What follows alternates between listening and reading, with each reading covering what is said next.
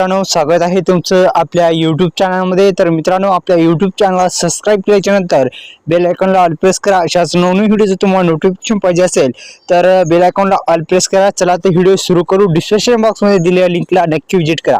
चला आता स्टार्ट करू आपल्या व्हिडिओ। तर मित्रांनो, महाराष्ट्रातील शेतकऱ्यांसाठी एक आनंदाची बातमी आहे।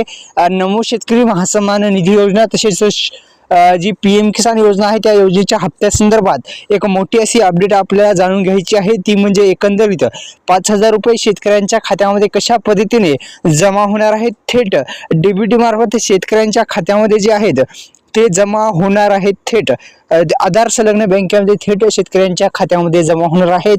ही एक आनंदाची बातमी शेतकरी बांधवांसाठी आहे।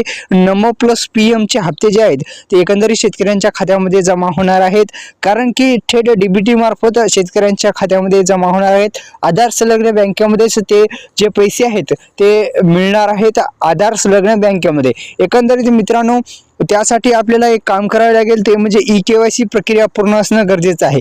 ई-केवायसी प्रमाणीकरण एकूण 13,45,000 शेतकऱ्यांपैकी 9.58 लाख शेतकऱ्यांची ई-केवायसी प्रमाणीकरण पूर्ण आहे। ई-केवायसी आता अनिवार्य अट असल्यामुळे याकडे विशेष लक्ष देण्यात आलेले आहेत। एकंदरीत ई-केवायसी प्रक्रिया जी आहे ती अनिवार्य केल्यामुळे याकडे फार मोठ्या प्रमाणात लक्ष देण्यात आलेले आहे। दुसरं म्हणजे दुसरा पॉइंट आहे खाते बँक खाते संलग्नीकरण। हे पण महत्त्वाचं आहे। पीएम किसान योजनेचा जर लाभ घ्यायचा असेल आणि हप्ता जर तुमच्या खात्यामध्ये आणायचा असेल तर मित्रांनो, बँक खाते संलग्न असणं गरजेचं आहे।